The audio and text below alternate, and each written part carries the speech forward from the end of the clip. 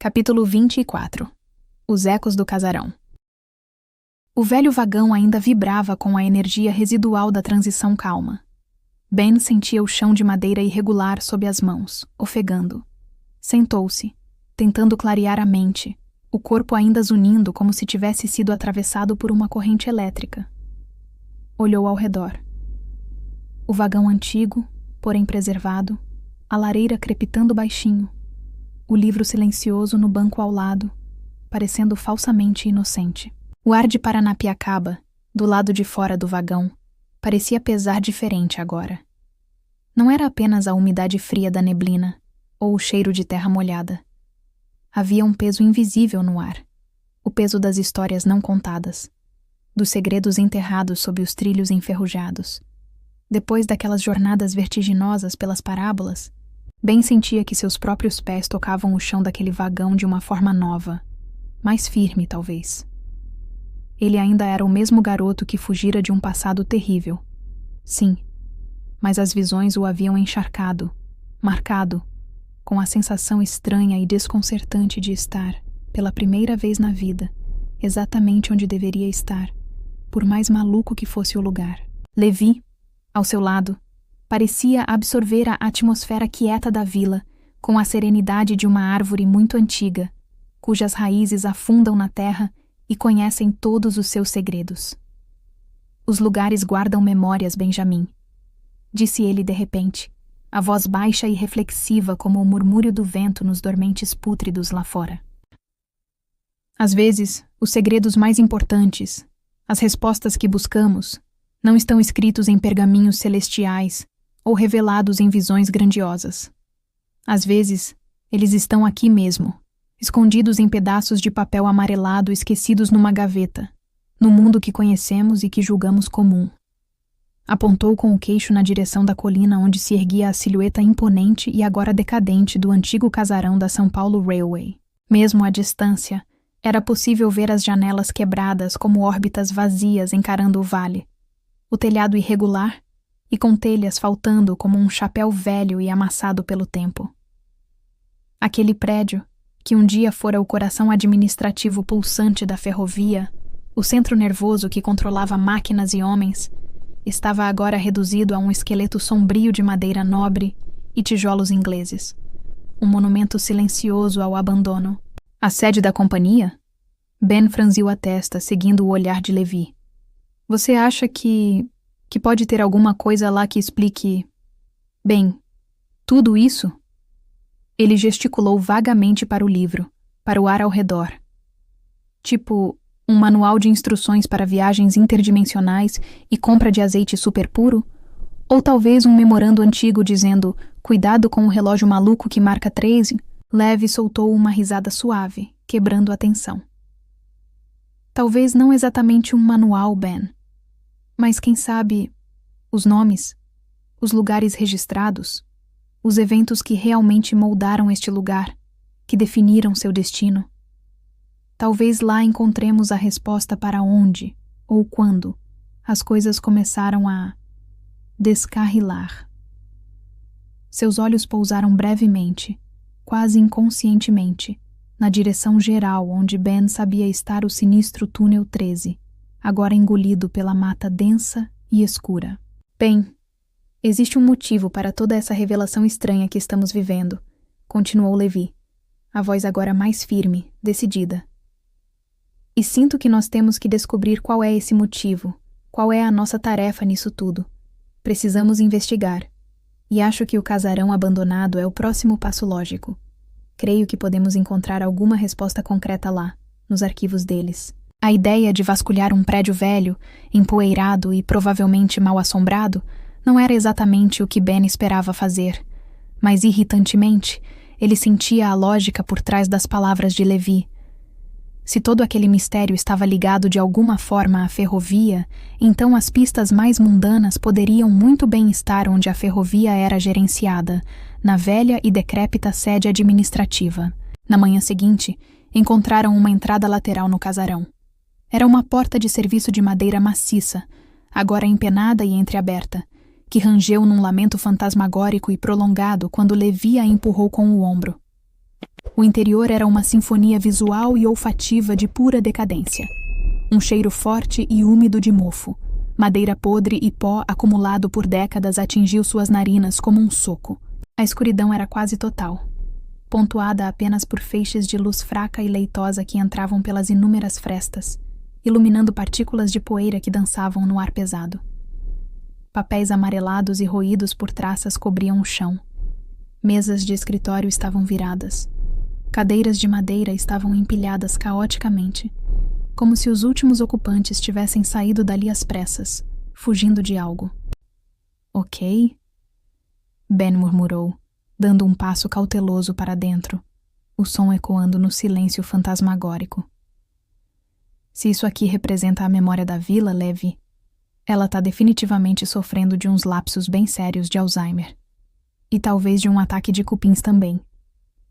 Levi, porém, já estava se movendo pelo salão principal com um propósito silencioso, forçando gavetas emperradas.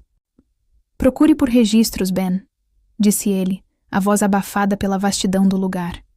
Relatórios antigos, listas de funcionários, livros de ocorrências, qualquer coisa que pareça oficial e que possa ter sobrevivido ao tempo e aos ratos.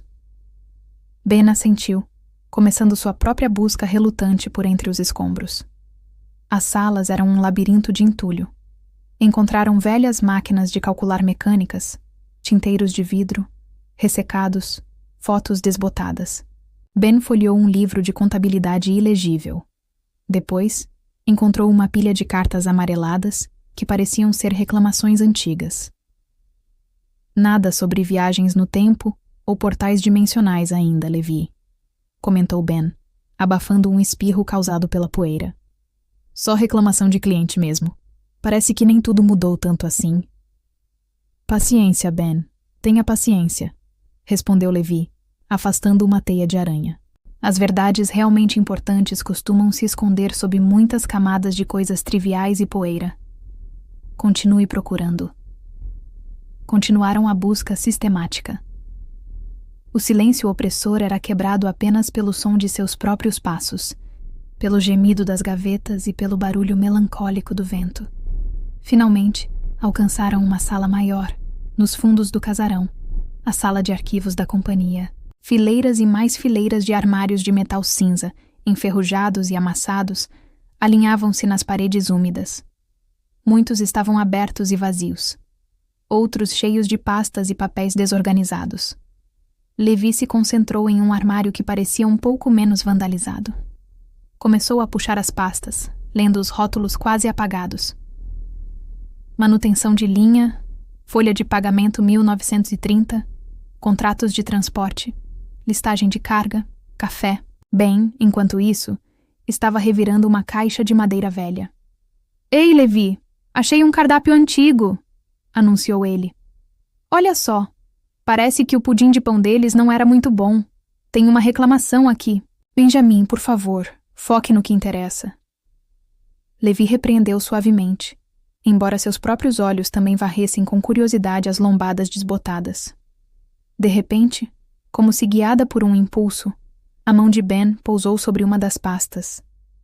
Seus dedos roçaram uma etiqueta empoeirada que dizia: Relatórios de acidentes graves. São Paulo Railway. Uma pequena corrente elétrica de expectativa percorreu Ben. Acidentes graves, pensou ele, o interesse subitamente aguçado. Ele se aproximou um pouco mais, e Levi, percebendo seu foco, puxou a pasta. O papel dentro estava muito amarelado, quebradiço. Eram relatórios datilografados, formais, descrevendo descarrilamentos, falhas mecânicas e pequenos incêndios. Precisamos encontrar algo sobre o túnel 13, murmurou Levi, a voz tensa, folheando as páginas frágeis. O acidente do filho de Samuel foi no túnel 13. Talvez tenha uma pista, até que... A busca pela seção específica do túnel 13 pareceu levar outra eternidade. Os olhos de Ben e Levi percorriam rapidamente os nomes, as datas, as descrições frias. Levi parou. Congelou. Seus dedos estavam pousados sobre uma seção específica do arquivo. O papel ali parecia diferente. um pouco mais manchado. A etiqueta datilografada no topo. Acidente grave. Túnel 13. Um silêncio pesado caiu sobre o ambiente poeirento. O ar pareceu ficar mais frio. Ben se aproximou, o coração começando a bater mais rápido. O relatório detalhava a data. Descrevia a severidade do acidente. Uma colisão violenta, danos catastróficos, um incêndio subsequente. Falava sobre uma possível falha humana, uma falha relacionada diretamente ao maquinista. E então, vinha a lista dos envolvidos, nomes, funções e o estado de cada um: ferido, gravemente ferido, falecido. Os olhos de Ben correram pela lista até que se fixaram em um nome específico, e ele sentiu o chão desaparecer sob seus pés. O estômago revirou violentamente, um nó gélido se formando em sua garganta. Era o mesmo nome que o assombrava.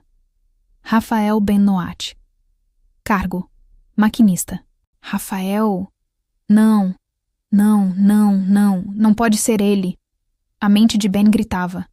O meu opressor, aquele Rafael, maquinista, responsável pelo acidente no túnel 13, trabalhando na locomotiva do acidente, era impossível, a loucura. E o relatório dizia ainda mais. Ao lado do nome de Rafael, na coluna de filiação, filho do funcionário Samuel Noat, e na coluna de status final, desaparecido, confidencial. A nota de rodapé acrescentava: não encontrado entre os corpos recuperados no local. Rumores não confirmados entre os sobreviventes de ter sido visto deixando o local do acidente a pé, embrenhando-se na mata densa, em estado de choque. Rafael. Maquinista. Acidente no túnel 13. Desaparecido. Filho de Samuel Ben Noat. Os olhos de Ben permaneceram fixos naquele nome. A respiração ficou curta. O rosto cruel de Rafael surgiu em sua mente. Vendo o estado do amigo, Levi virou a ficha de sua mão instintivamente. Havia uma anotação manuscrita no verso, uma caligrafia apressada que parecia um adendo tardio. A esposa deu à luz um filho 4 meses após o acidente. Depois disso, não se teve mais notícia da família. Ben nem sequer notou a informação que Levi acabara de ler. Estava paralisado, chocado demais com a possibilidade de o maquinista ser o mesmo Rafael. Percebendo a perturbação de Ben, Levi disfarçou, virando a ficha de volta para o lado original e a colocando sobre os outros papéis antes de fechar a pasta lentamente. Ele olhou para Ben, não com surpresa, pois Ben nunca havia revelado o nome de seu agressor, mas com uma súbita e profunda tristeza. A peça que faltava se encaixou de forma terrível. Rafael.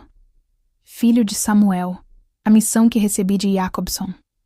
Repetiu Levi, a voz quase inaudível, mais para si mesmo do que para Ben. Eles disseram que ele desapareceu. Eu nunca soube... Jacobson nunca me contou os detalhes. A menção a Samuel, o homem com quem Jacobson tanto se preocupara, pairou no ar.